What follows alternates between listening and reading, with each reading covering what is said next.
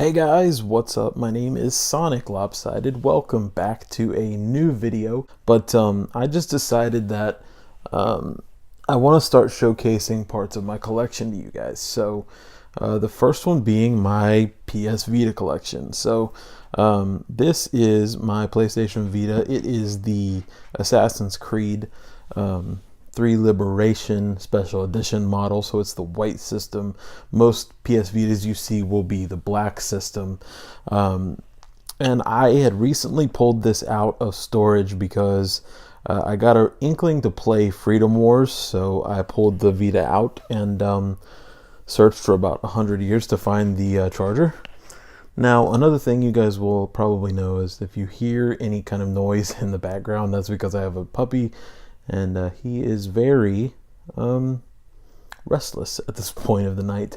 But I thought it would be cool to go ahead and show you guys a little bit of the Vita and show you the games that I have as well. If I can ever get him to power on. Come on, buddy. There we go. I'm going to get the Vita going, and then I'm going to show you guys basically what the Vita's about. And you'll probably see me as well in the camera a little bit. You guys don't see me in the camera very often. But we're going to flop the Vita open here. I'm going to show you guys basically the games that I have installed. Just the Vita in general. You guys know that beautiful music. Hang on, let me turn it up so you can hear that. That intro music. It's good stuff. It's good stuff. I got the Vita. It was in 2013, I believe, is when I got the Vita. And back then, I mean, this was the best handheld system I had ever played. It was easily, hands down, the best system I had ever played. Now here's all the games that I have installed, but obviously I've traded a couple off, so I don't have every game that I had wished. Now, back when the Vita was fairly new, I had a couple buddies that actually had the Vita, and we played a lot of games online, and we chatted a lot with this party app here. My friends, you know, I had Israel Pacheco 89. He was on the Vita. I even had Vampire Mike from Sega CD Universe had a Vita, and I think he's recently gotten rid of his in the last couple of years. Well, I guess that's not really recent, is it? But he got rid of his anyways. But I want to run through the games that I have with you guys, that way you guys can take a look at the things. This is a game that I just actually opened yesterday. It was the first time I'd ever opened the game. I'd owned it for a while, but just never played it. And never decided to crack it open because I actually own this game on the PS3, because my PS3 that I bought came with this game or the download code, so I got the entire Sly Cooper series as a download code free of charge for buying my PlayStation 3. You know, it's not a bad game, I guess, and it's probably pretty well suited for a handheld. So I look forward to getting into this game. I'm probably going to play it a little bit in passing while I'm not playing Freedom Wars. Or something else. So I'm really addicted to the Freedom Wars. It's like kind of like a Monster Hunter game, but you defeat I guess monstrosities or whatever they're called, and you know, you save citizens and stuff like that. So let's move on to the next one. Actually, the next game that I do have up is Freedom Wars. You can tell it's very anime style on the front. Kind of a weird premise to a game. So basically, this is actually the cartridge, so I can go ahead and put the cartridge back in the box. This is kind of nice because I can get my game situated. So in this game, you are basically a prisoner, and you've got a 1,000,000-year sentence. So you're going away for a long time, but there's a cool little feature in the game where you can basically pay back your debt to society through missions, and you save citizens, you do different quests, you get armor, and you use these points that you get by completing the missions. You can actually buy freedoms. So you can, like, you start out and you're not able to leave your cell. You can purchase the right to leave your cell, and you come into this giant like warehouse hub world.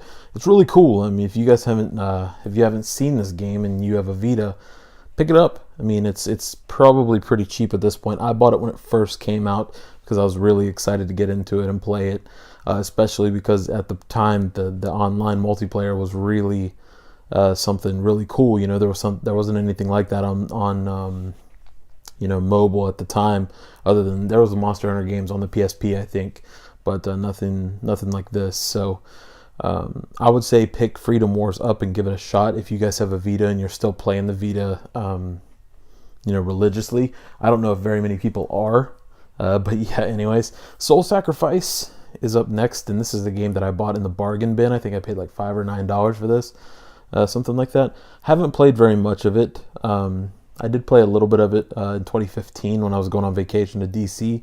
Had a few hours to kill, so I popped this in for just a few minutes. And then I went to sleep, so I didn't get to play too much of it, but I do know that it's kind of cool because you can play co-op with your friends online, I believe, if it's infrastructure. Yes, it is. But you can play co-op, and it's kind of the same thing, you defeat big monsters and things like that. So this is a game that I want to get into, but I don't know if it's worth getting into by yourself or if you'd have to find an online service about it. So who knows? I mean, maybe it's a good game.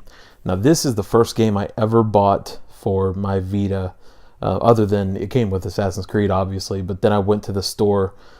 I went to GameStop and I found 2 games. I bought Call of Duty and I bought ModNation Racers. And this game is freaking fantastic, guys. This is such a good racing game. The only thing I think this one lacks is an infrastructure system that you could race online with people.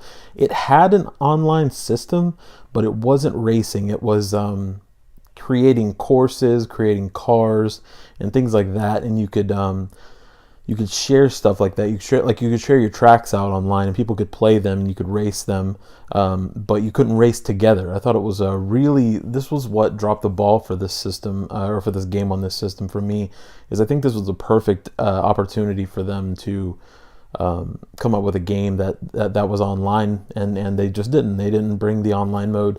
It was always rumored online that there was going to be an online mode kind of added in, and there never was. But I put a lot of hours into this game. It's just really fun, kind of a light-hearted racer. I really liked it a lot. And like I said, when I got it, I put more hours into this game than I put into Call of Duty. And at the time, I was really excited to have a mobile Call of Duty. Well, handheld Call of Duty, I guess, not really mobile, because you still had to have an internet connection to play it.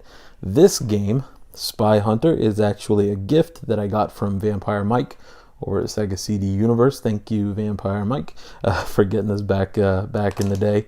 Ooh, I have something going on in here. What is this? Ooh, what do we got here? What is this game? Oh, Soul Sacrifice is in this case. Why is that happening? This was actually okay. It wasn't the best game in the world, but I had a lot of fun with it. It's kind of cartoony, kind of arcadey.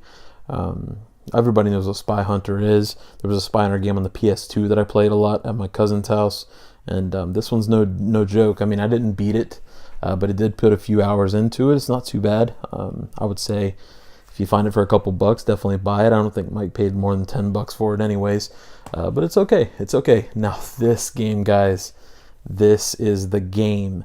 Man, I bought this game when it first released, and I tell you, I put countless hours into it, and you kind of had to put countless hours into it if you wanted to get to the online multiplayer side of things, because I forget the level requirement, but you had to play this game a certain amount of hours and get to a certain point in the game to unlock the online multiplayer side of the game, and I really wanted to unlock that side of the game, so I put a lot of time into it. But I found while I was doing that this game is just, it's fantastic. This is a great game. It's also on the PS3. This is actually cross-platform with the PS3, so you can play this one with people that are on the PS3.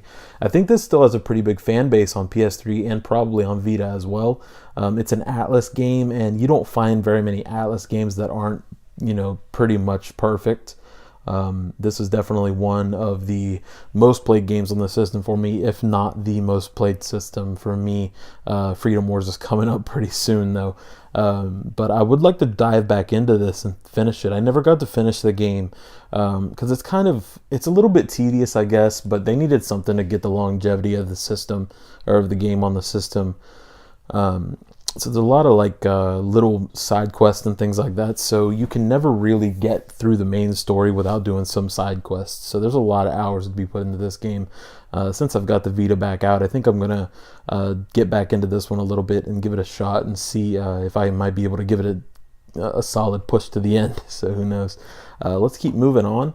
I got a couple more games here to show you guys. This is Wipeout 2048 on the Vita. Everybody knows what Wipeout is. It's like a pod racing, you know, super high speed racer. And I bought this one.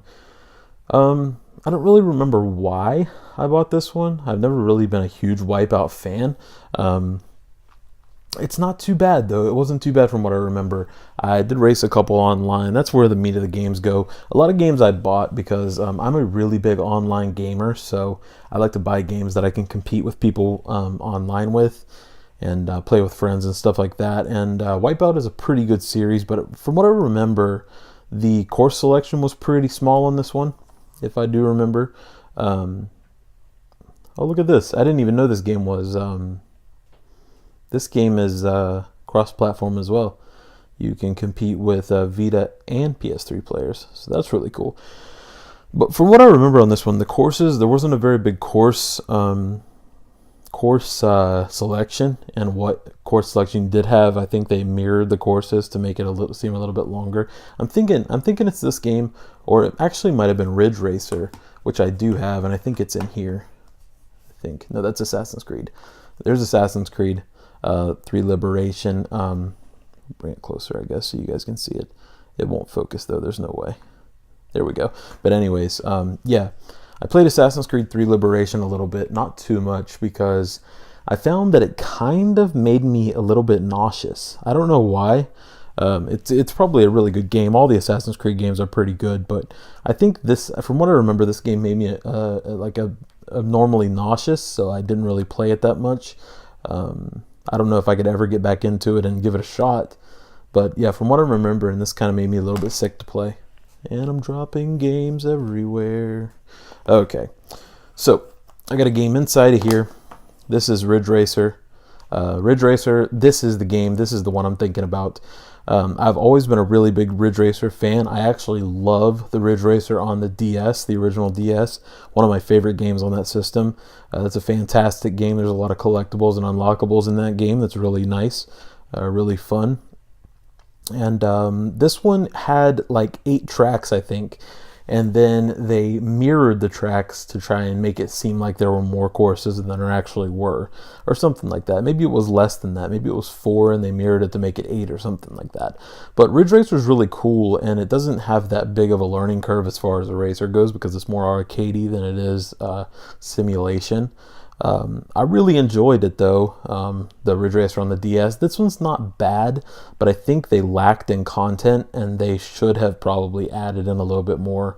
This was pretty much a flop on the Vita. I don't think it sold very well at all. So let's move on to Sonic All-Stars Racing Transformed. You guys already saw by the case. This game's actually in the Vita right now, so I don't have the cartridge to show you. This game's fantastic. I own it on 2 different platforms. I own it here, and I also own it on the PC. It's just a really good racer. This is one of my favorites. I almost would rate this better than Mario Kart 8, but I can't. I can't rate it better than Mario Kart 8 because that game's awesome. But as far as like an homage to Sega fans, there's nothing better. I mean, you got every character you could ever think of.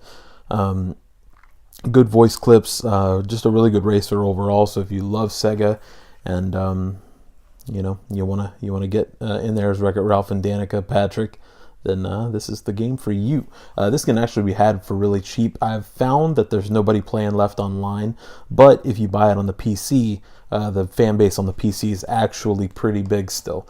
So let's get into the Vita here. I'm gonna open it back up and crack this bad boy open, and we can see basically the graveyard. I'm going to turn the volume down just a little bit. You guys can see the graveyard of the games that I no longer own, that I just haven't uninstalled. So we see Call of Duty Black Ops Declassified. I used to play this game, and I actually liked this game a lot for a little bit. And then I kind of realized that there's better games out there, and I realized that this game is pretty much crap. It's just not a good game. It feels like a mobile game that they rushed out and they couldn't finish. And they should have finished, because it could have been really good. And actually, I'm realizing I still have Dungeon Hunter Alliance, but I think it's in my car. I think it's in my glove compartment, actually. I remember seeing the case not long ago, so I still have Dungeon Hunter Alliance. Haven't really played that one too much. Killzone Mercenary, the best FPS on the game, hands down, no joke. Traded it off though because I needed something. I don't remember what it was, but I did trade this game off, which I would buy it back again in a heartbeat, which I think I probably will if the price is right. Hot Shots Golf World Invitational, a pretty good arcade golf game. I thought the online mode was just a little bit weird though, because it kind of treated it like I don't know, like a simulation or something. Like you would go into this lobby and there was a bunch of people in there and you could chat to each other and stuff. It was like a hangout, like what is that game, Second Life or something like that. It was just like a giant hangout room, and you would try and play a game or match up with somebody in a game, and nobody wanted to play the games. They just wanted to sit in there and talk to each other. It was weird. But the single player is okay, but it wasn't enough to keep me interested in it for very long. And I think the only other game that I don't own that I have played and I have owned on the Vita is Mortal Kombat. I liked it, but I have the same problem with this Mortal Kombat as I have with Street Fighter on the 3DS. The game holds your hand a lot, and like on the, let's take for example, like if you want to do your fatality, it's just a button. You don't have button combinations. It's just push a button, do your fatality. Same thing with Street Fighter on the 3DS. If you want to throw a Hadouken, there's a button that says Hadouken, and you just throw a Hadouken that way instead of doing the button combination. So it holds your hand a lot, and I've never been a fan of games that just hold your hand for the sake of doing it. But yeah, guys, that's my Vita collection. It's pretty small and pretty modest, but I think the Vita is a really good system. And it's been, I mean, it's done. I don't think the console life is really there. Definitely not supported anymore by Sony from what I can tell. As far as game releases go, there's still a lot of those JRPGs coming out, and some smaller titles on the Vita as well. But I would say right now is probably a pretty good time to pick up a Vita. Right now is probably a pretty good time to collect for the Vita if you're looking to beef your collection up, because I don't know, you can't really find them very much in GameStops anymore. So that's pretty much when the consoles are considered dead, is when GameStop stops selling them. If they don't think they can make $1 on it, then something's wrong. So yeah, guys, my name is SONICLOPSIDED. I hope you enjoyed this video. If you did, tell me what you think in the comments section. Tell me if you like this style of video. I used to do a lot of these kind of videos, and I kind of slacked off on it, but I'm looking to get back into it. I want to showcase my collection. I want to show off what I have, and I want to give tips. You know, I want to impart my knowledge on people, I guess, if that's not weird. But yeah, I think Vampire Mike from Sega CD Universe will probably be pretty excited to see this video. Because, yeah, I like getting back into the things. I like getting back into all the things. But my name is SONICLOPSIDED, guys. Thank you for stopping by, and I will catch you guys in the next video. Peace.